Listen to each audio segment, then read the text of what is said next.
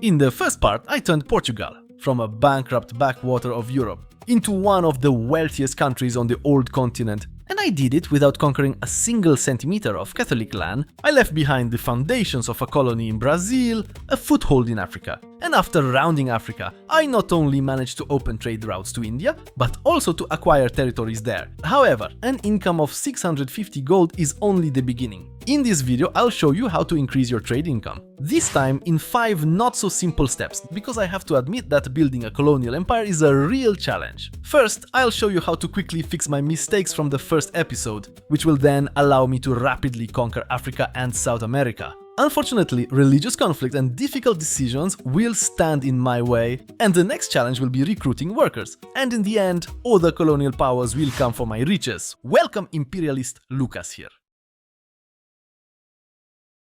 I'll start with the mistakes that you pointed out and wrote about in the comments, and of course, thank you very much for that. I mean for the comments, not for the mistakes. The first fairly significant mistake that I failed to notice, and you are absolutely right about it, is that I don't inform you often enough about the discounts available on ENEBA. Most often they happen on weekends, but right now there is a week-long sale underway, where you can get many games for 30% less and even cheaper if you use my link and code at checkout. I recommend checking it out. Lucas, in Europa Universalis 5, however, this mistake concerns the fact that my colonization method, in which I keep the coastline for myself, so I can build cities and towns here for trade, does have a very positive impact on trade capacity and control over that trade, but, because there has to be a but, it comes with one very large downside. It has a very negative impact on research speed, because if after the year 1500 you have fewer than 2 points, that is very bad.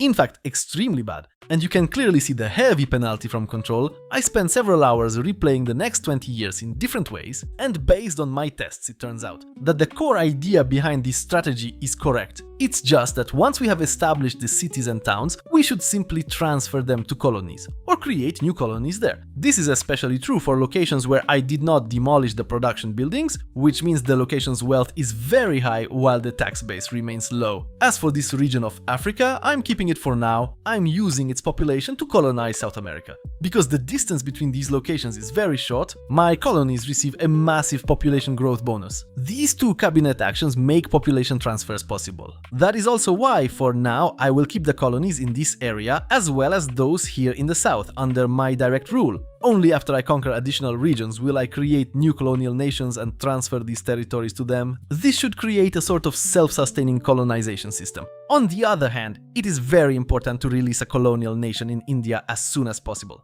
These locations are very wealthy, and unfortunately it cannot be a historical subject, because here I can only release a vassal or a fiefdom. Those countries will not transfer nearly as much trade to me as a colonial nation would. Now let's move on to South America. In Potigara I will establish a colony, because this location contains a good site for a port, which will allow the colonial nation's control to spread more effectively. And even after releasing the colony, I receive a free town here. After that, I transfer all the surrounding provinces to that colony. I still do not know how large a colony should be in terms of provinces, but I will probably try not to give them more than 10. As always, I'm counting on your opinions here. From my previous campaigns, it was clear that colonies that become too large eventually grow very disloyal, and it is much easier to manage several smaller colonies than 1 or 2 large ones. Especially since I am now going through all the nations that I have released and expanded, making sure that I am taking trade from each of them. This option is extremely important, because it allows me to take 50% of the trade capacity and trade power that would otherwise remain with the colony. And in total, these few simple changes to my strategy have resulted in me earning more than 60 additional gold, while trade is growing instead of declining.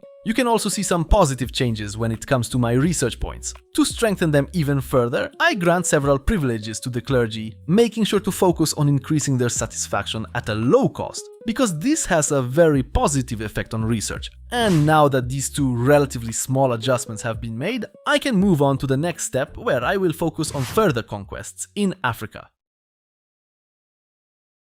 I begin strengthening my presence in Africa with a war against Morocco. For 2 reasons actually. To conquer the coastline, which may provide strong control later on, but more importantly, I want to dominate the Fez market, because over time it becomes extremely powerful and wealthy. And to conquer this country, I will use a parliamentary casus belli. I do not intend to fight this war alone, let Castile repay me for all those ridiculous previous wars. I will also approach the war with Morocco a little differently. I intend to send only mercenaries into it. At the same time, I pay attention to which era the units come from. I do not want them to be outdated. Plus, I am building a few regular supply carts as well. The beginning is fairly difficult because I had to capture the first location before Castile would join the fight. As usual, I focus on destroying the enemy army, and I fought battle after battle. Not all of them victories, but the third mercenary company eventually began winning decisively. Then I moved on to besieging the first fortresses. Meanwhile, I unlocked one of the most important Portuguese buildings. Remember this one. At first I underestimated it a bit. The Portuguese Vitória allows you to construct a building on any coast type belonging to a nation that is weaker than you. The only downside is that it is a very expensive building. However, because it can be built along an entire coastline and then linked with the Portuguese fleet, it provides an incredible reduction in trade costs, as well as greater trade dominance. During my war with Morocco, a colonial treaty was also signed, between France and Spain. Yes, I know, I screwed that up. But regardless, I completely ignore it and violate it. Although I have to admit that Paradox fixed this treaty, and now only Catholic countries that have colonies can break it. Doing so also slightly increases the antagonism of those two countries toward me, which is why my diplomacy has to stay active and keep improving relations with them. But returning to the war with Morocco, Castile turned out to be a valuable ally once the Moroccan army had been defeated and helped me occupy territory, while I personally captured Fez. And yes, I was unlucky with Morocco's next capital once again. Oh well, I can always cut it off in the next war. In Fez, I create a fiefdom and immediately improve relations with it because I intend to annex this location very quickly, assuming I do not forget about it. The next African country I target is the Mali Empire. Because surprisingly, it was the easiest target. I do not expect any problems in this war. At the same time, I continue managing my colonies in South America. Or rather, I am mainly building settlements here, literally in every possible location to increase population growth. I am no longer focusing on sending population to existing colonies, but instead on claiming new territories and creating additional colonial nations. In the war against Mali, I mainly conquer locations that expand my coastline. This time, however, I immediately transferred them to a colony. Although I think I made a mistake here and should have first built towns and cities, to which I could grant pot rights, because those increase the number of markets I can later construct in those locations. Now I can no longer grant those municipal rights, so all that remains is to build plenty of towns and later cities along the entire coastline. In fact, I am doing the same thing in my Brazilian colonies. The entire coastline is meant to be covered with towns.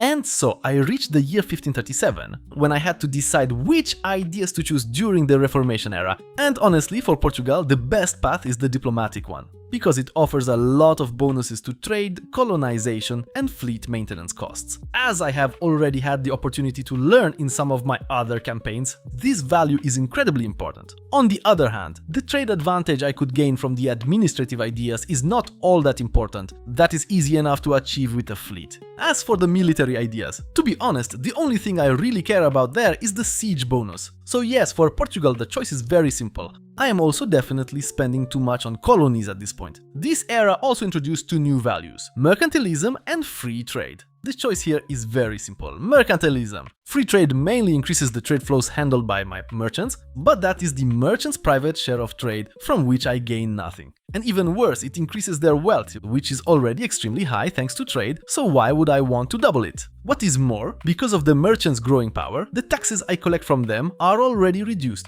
Mercantilism, on the other hand, lowers the cost of transporting goods and makes our markets 50% more efficient.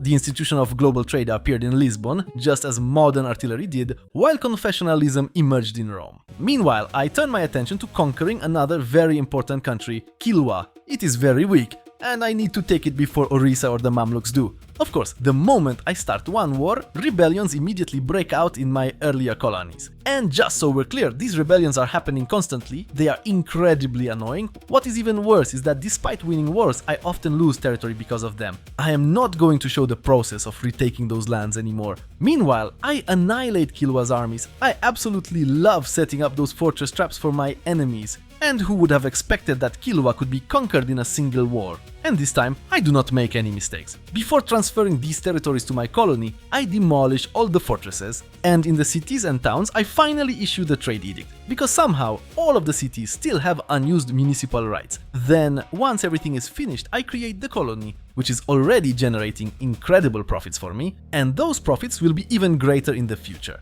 However, my real goal is securing my route to India and later Indochina. Trade simply flows through Kilwa, Sofala and the southern markets. For example, I am already importing lacquerware from China, which maintains a monopoly on that product for a very long time, as well as cloves, which are also highly valuable. With each passing year, the wealth flowing to me from Africa continues to grow. At last, my trade income is becoming comparable to my tax income. But unfortunately, instead of enjoying the fact that I am earning more and more money and accelerating my expansion in the New World, this happened. A religious war in Portugal. Who could have expected that the majority of my country would be Protestant by this point? I certainly did not. And what is worse, it is actually a better religion than Catholicism. Yet, instead of converting to Protestantism, I now have to spend the next stage of the campaign fighting against it, which will be expensive and in the end highly unprofitable because of flaws in the game.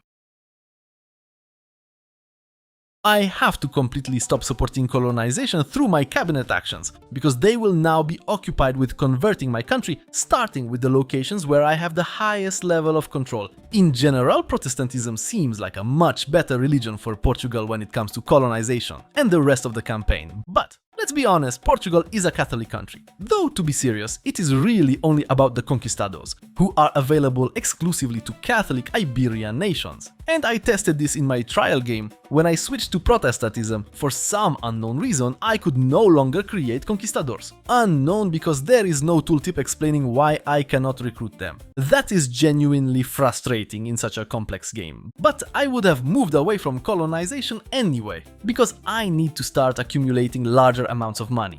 In the 4th era, I have a huge number of tier 2 manufactories to unlock, and they are very expensive. However, they will dramatically increase my income in the future, assuming of course that I have anyone available to work in them, because I also have a labor shortage problem, which is another reason I need to stop creating colonies. So I focused first on converting all my provinces, restoring stability and increasing population growth. That does not mean, however, that I cannot undertake any colonial actions, because I can still send conquistadors to conquer specific regions, and I decided to try capturing something in Central America. And honestly, this will not be the only such expedition, there will be 3 of them. The problem is that something here appears to be broken. Now, I tested the Conquistador expedition mechanics in many different ways, and every single time any event causes this, the expedition becomes endless. Sometimes the expedition even exceeds its intended duration and starts displaying negative values. Yet in the end, the first event always causes the expedition to become infinite. So this mechanic is completely broken, and it is the only reason I remained Catholic. Yes, the gameplay experience is fantastic. Still, since I decided to remain Catholic, I will continue down that path, but with support from humanism,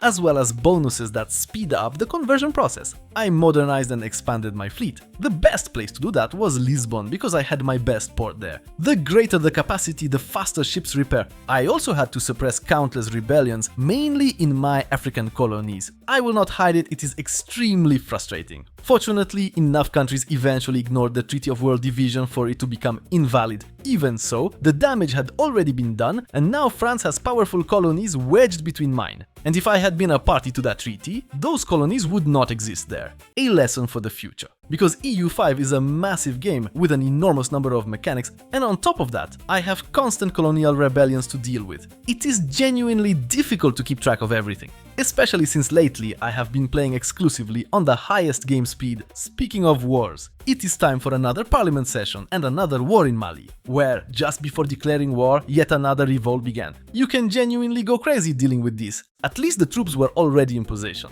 Immediately after the revolt, I became a great power. So this time, I simply demand that territory be handed over to me. For some reason, my colonies decided not to support me in the war. What is that about? Not that they would have been particularly useful, but it is good to know for future reference that I cannot rely on them. After many battles, I broke through Mali's defenses, and this time I conquered an even larger area, which I immediately transferred to my colony so it could enjoy even more rebellions.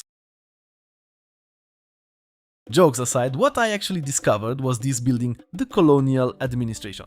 And let me tell you, it is overpowered. It can be built in cities and towns within colonies, and it works like a normal market, granting those bonuses to the owner rather than to the colony. So now, building markets in colonies no longer makes much sense. Yes, it is still worth building trade offices and trading posts. However, I can also build colonial administrations which require only paper to operate. And at the same time, do not strengthen the burghers' power. And I can build multiple colonial administrations in a single location. The only issue with this building is that it is much more expensive. But from now on, I will be spending all my money on it to increase goods throughput. Meanwhile, a very strange civil war broke out in my Portugal, because I have a lot of opponents. And imagine my surprise when it turned out that these countries were actually vassals of my colonial nations. They never stood a chance, but the war was incredibly annoying. But even better, my Portuguese colonies in Africa started dragging me into wars with African nations on their own in order to expand their borders. The only problem is that they do not have armies of their own, so I had to use my mercenaries to win those wars. At this point, I have completely halted colonization,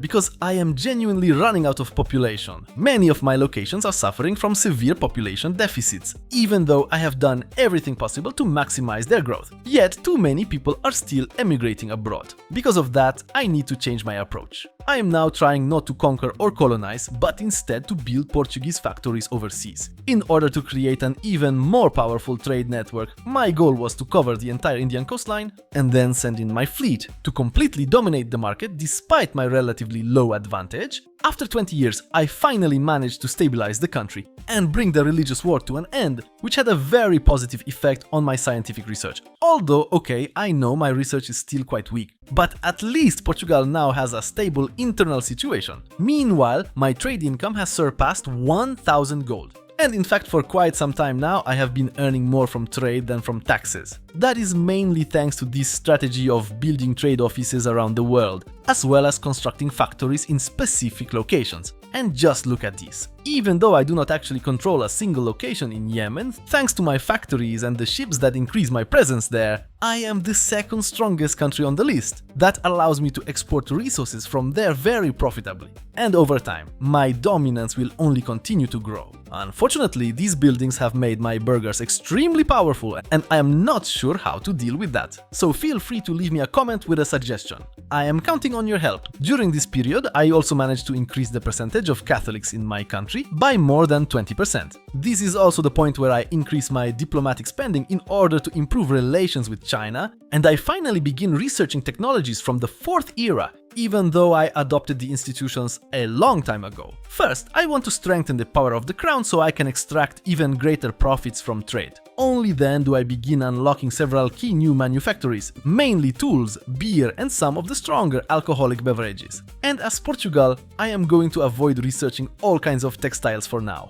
because I am already being flooded with those from Castile. Only afterward do I focus on improving my army. It may not be large, but it will be effective, especially since I gain access to the special Spanish tercio units, and that may prove useful if I decide to establish a presence in this region. Although for the moment I am simply building factories there, and within the next few years I surpass 2,000 net income. Granted, that is with virtually no spending on colonies, I have a high population growth rate, cheap food and large stockpiles, yet I am still short on workers. That is why in the next step I use my enormous trade income to acquire workers from abroad. The answer is my colonies. Every single one has populations in the millions. I'm not even mentioning the ones in Africa. So yes, I am investing in the workers who live in my colonies, especially when it comes to supplying me with iron, but I'm also developing the other RGOs in all locations, because that will not only make those territories wealthier, but it will also send more raw materials my way. What's even better, I'm freeing up processing capacity by removing the cheaper RGOs. I'm also adopting a fairly powerful form of government that has only just appeared now in the 4th era, or maybe I simply didn't notice it before, which further increases my trade income and pushes me more strongly toward mercantilism. Although in this era, I also have a very competitive reform available that would accelerate my research. But we're playing as the Portuguese, a country that historically earned its wealth through trade. I also unlocked a new viceroyalty building that can be constructed in a colonial capital, increasing colonial income while also providing small benefits to the colony itself. and basically I'm building it in every colonial capital. There are actually too few of them here. This caused my income to jump to almost 3,000, and it happened at the perfect moment because I have a huge number of level 2 tool workshops to build. The improvement in production quality is immediately noticeable. With 70% production efficiency, I earn 3 times more from a single tool. In Lisboa, I produce more than 400 units of tools, of which 250 are exported around the world. The same goes for books, as well as many other rare resources that arrive here from the colonies. As a result, trade revenue exceeded 2,000, practically doubling my income from other sources. But population was still my country's biggest problem. Despite removing RGOs, I was short of skilled workers in Europe. I can essentially obtain them from 2 sources. By conquering Spanish territories, because Spain is finally economically weaker than I am. Not by much, but it is. Unfortunately, it also has a much stronger army. Or I can continue my campaign in Morocco. Yes, I forgot about integrating Fez. It got postponed for a while, especially since there is an enormous population along Morocco's coastline, and my advisors do not really have much to do when they are not dealing with colonies. So they can focus on cultural conversion as well as integration. And from what you wrote in the comments, you also prefer that I play Portugal in a reasonably historical manner, and Portugal certainly did not conquer Castile. If anything, I think it was often the other way around. That is why I have decided to invade Morocco. There I will simply build more industrial centers like these. Besides, I still think Paradox should change the entire social migration system so that it is not restricted to a single market, or at least expand it to neighboring markets as well. Especially when we have so many wealthy locations in need of workers, while right next door there is a poor Spain. After all, we belong to the same cultural group, so come to Portugal. While preparing for the war against Morocco, I recruited a modern compact army. Its core consists of tertiary units and artillery. Then I added some supply carts, so the army would have substantial reserves. And before I finish recruiting the remaining cavalry and light infantry, since those technologies are still being researched, I'm transporting the army to Fez, so it can acquire resistance to malaria. After that, I add 2 units of heavy cavalry and some light cavalry. And just as I was about to attack, another plague broke out and killed around 500,000 of my citizens. This caused the Portuguese economy to collapse. And if it were not for trade income, I really would have been in a very difficult situation. There was nothing left for me to do but demand land from Morocco for Portugal. And I think that because of the number of cannons and the declaration of war, during which I'm testing them, I received a very nice increase in the prices of copper and tin. Just before the battle, where I'm testing my new troops, and I think it has to be said that they are extremely effective in combat. Extremely effective. My fleet was also sinking the Moroccan fleet, and it turned out that my vassal Fez is actually useful. It also helps me both in battles and in besieging fortresses. And I essentially captured the entire coastline that I was interested in. Phew, that war was bloody! I'm simply integrating all the newly conquered locations again. I want to have them directly under my control right away. Then I go through all the coastal locations and build towns there, followed later by cities, regardless of which resources are found there, well, except for iron, that is too valuable. Meanwhile, while managing those locations, I decided to wage a larger war in Indochina in order to dominate several local markets. As it happens, every single one of those countries belongs to a market that I am interested in controlling. Because even though I am usually somewhere near the bottom in terms of influence there, the throughput is fairly low, and I have the impression that quite a lot of goods are slipping away from me. And the potential is enormous. That is why I developed Iberian galleons, recruited the latest mercenary armies, and set out to recapture the locations that I had just lost. And there I am, watching the ships sail across all those open waters, only to carry out a few landings and quick battles to seize those locations for my colonies. I have to admit that transporting mercenary troops from India really gets the job done. There are an awful lot of them. There is a large population in the coastal locations of these newly conquered territories, so I am building cities everywhere. It is expensive, but I genuinely have nothing else to spend my money on at this point. Later, I also acquired new territories in another war against Morocco after it attacked me. And I built dozens of level 2 manufactories producing textiles, because I am now selling those across the world as well. I even managed to reduce the production of textiles and higher quality textiles in Castile, and by a significant margin. And just as my trade income was breaking through yet another astronomical ceiling, I was attacked by France, or more precisely by its colony, which literally consists of 2 locations. Castile turned out to be a treacherous ally and did not answer the call to arms. Although, looking at France, I think I now understand why. because it has an army 10 times larger than mine. Fortunately, I have a lot of money. So now, after the phase in which I acquired new workers, I am moving on to the colonial wars phase, where things will not be easy, because I am the weakest military power. My advantage is that I earn an incredible amount of money and can afford to recruit these powerful mercenary armies, but apparently the other French colonies did not mind because they started declaring war on me, which I think is actually a very good opportunity. At the beginning of this war, I was unfortunately losing naval battles because most of my fleets did not have warships. So now I have to make up for that, and I'm ordering Portuguese galleons to be built everywhere and returning to the colonies. It turned out that I have plenty of local mercenary armies here as well. Like these Indians, I think I'll make use of them. I only have one major problem here: I'm not drawing supplies locally. Why? At the same time, my transport fleet, which had returned to the homeland, was defending the Portuguese coast. Here I already have heavy galleons. Iberian galleons are somewhat better than regular ones, but they definitely get the job done. Thanks to that, I'm sending French galleons to the bottom of the sea. Fortunately, my army is now fully professional, just small. So it is also defeating the French land armies that are trying to land on my territories. My biggest problem in South America is that there are no roads anywhere. I'm building them now because my armies move incredibly slowly. Yes, at this point practically all the French colonies have declared war on me.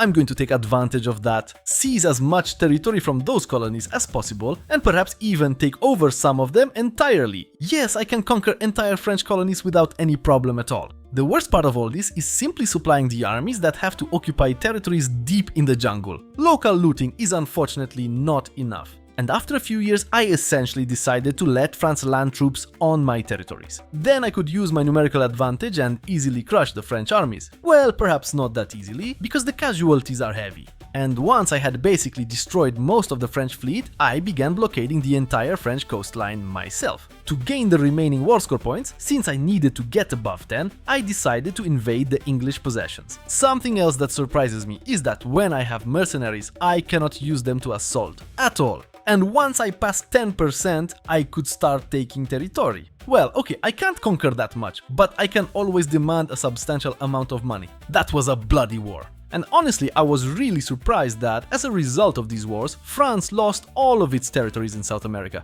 Because that area is blue, but it isn't French. Unfortunately, it still owns some territories in Africa, I don't know why, but I couldn't take those. And unfortunately, it is also still present in North America.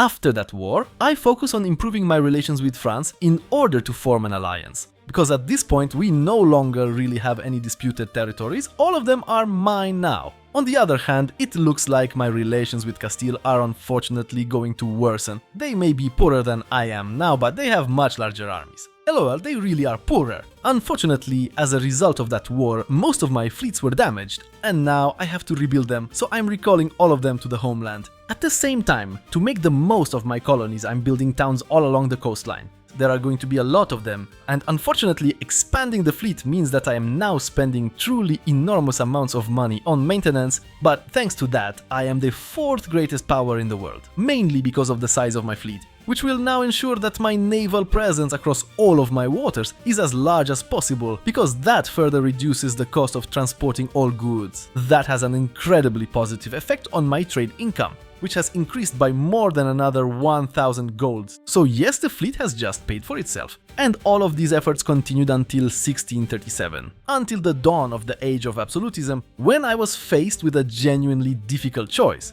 For example, I could take the administrative path to strengthen literacy throughout my country and catch up technologically. But there are also many other very powerful developments available, mainly social ones, or I could take the diplomatic path, which would help me maintain control over my colonies and increase both colonial income and trade income even further. And honestly, that is the path I'm going to choose. The military ideas also seem extremely powerful. And if I were playing a land-based great power, I would probably choose them right now. But I simply cannot afford a large army. I have to rely on mercenaries, and mercenaries require money. The golden age of piracy has also begun in African and Caribbean waters, and the exchange of goods with the New World has begun as well. And I have just created a colonial nation that is a pirate state on the Canary Islands, but I have absolutely no idea how it works. And honestly, I'm curious what a campaign as a pirate nation would look like. Unfortunately, I didn't prepare anything in the Caribbean to test it. I would probably have to conquer Havana or some other islands in the region to create a pirate nation there. But what is more important to me is that I can now import goods from the New World, or spread Old World goods throughout my colonial territories. And honestly, this is a pretty good moment to get rid of some of the cheap goods we have here, such as fish, and replace them with something like chili peppers. In general, I would also be careful about how many of these new goods we introduce, because we could cause their prices to collapse. If there is too much of a product, its price will simply fall, and it will stop being profitable to import those goods from India, for example. But there is one product called potatoes. I don't know if you've heard of them, but they provide a really large bonus to food production. The same is true for maize, by the way. But I also want to spread a few goods in the opposite direction, and in this case, I actually want some of them to be really cheap. Not all of them though, because saffron should still remain expensive. The same goes for cloves and coffee. Cotton, however, is an opportunity for tremendously profitable, high-quality textile production. In the New World, you can also create several locations dedicated to horse or cattle breeding. And wax as well, I hadn't noticed that before. Although, now that I think about it, wax has been removed from the production of books and paper. I know it used to be very important there, and now it's gone. I have to admit though, that when you have a lot of prestige and need to click through many options, it becomes really annoying, because selecting a single item from that list requires 4 or 5 clicks. In this era, the conflict between the court and the crown also began rather quickly for me, and I will be following the path of liberalism. It is the strongest path you can choose. At this point, Portugal can either follow the path of absolutism or liberalism. Absolutism greatly strengthens the crown, but unfortunately at the cost of estate loyalty. Liberalism, on the other hand, grants support from the estates and lowers the cost of actions in parliament. And honestly, my Portugal is naturally moving toward liberalism. It would be very difficult to reverse that. However, that does not mean my authority will not be strengthened in the near future. I also personally do not choose the path of absolutism because I already have all the most important bonuses that absolutism provides. Look at the modifier you receive for controlling locations that you occupy. The conquest cost of those locations has been reduced by 80%. Province integration has been accelerated by 25%. And as an added bonus, colonial income is increased by 100%. Not that the income itself is particularly large. So honestly, I already have all the key bonuses of absolutism and do not need to introduce that system within the country. And in fact, the combination of liberalism and this era is the perfect moment to begin major conquests, much like in EU4 actually. During the court and crown conflict, I get a huge number of events that reduce both my control and the strength of the crown itself, but push me heavily toward liberalism. This conflict is also the ideal time to revoke privileges, because the cost is incredibly low. And that is mainly thanks to the combination of all these bonuses. Meanwhile, my colonies became so powerful that they essentially started declaring wars on other nations on their own. Of course, I am going to help them anyway. And yes, this is also the point where I begin developing all of my colonies on a massive scale. Essentially, every bit of money I earn is spent on embracing institutions, because why not? But also on expanding RGOs and increasing trade capacity in every single region. And I still have colonial administrative offices left to build. And honestly, I managed to reach 50 points of liberalism, and now I'm spending money to end the court conflict. I just had to wait 10 years, and then I start bribing people. I literally bribed every social estate because that is how much money I generate, which allowed me to end the court and crown conflict, achieving the maximum liberal values. The best part is that even though I revoked many privileges and strengthened the crown, I still managed to maintain a fairly high level of estate support. I revoked a lot of privileges. As a result, my little Portugal surpassed 5,000 trade income and became the economic hegemon. I have 3,500 tax base, compared to Castile's 2,600. The only power truly stronger than me is China, because it's split into 2 dynasties, and unfortunately I will not be able to surpass its tax base or army size. But I have to admit that after a lot of struggle, I finally achieved what I had been aiming for all along, creating a small European country with trade routes spanning literally the entire world. Look, I have Lisbon selected, and you can see that the trade routes from Lisbon reach all the way to the eastern coast of Africa. I distribute my goods throughout all of Europe. Kilwa and Sofala are extremely important because they now allow me to capture virtually all trade coming from Indochina, China, and even India. And in truth, this is where the story of the Portuguese Empire really begins, because it is now an empire, one that has somehow lost some colonial territories again. When did that happen? I'll also be preparing a colonization guide in the next few days. I just need to account for the changes introduced in patch 1.3. And if you need a guide on building an economy, I recommend that guide, because it is still fully relevant for patch 1.3.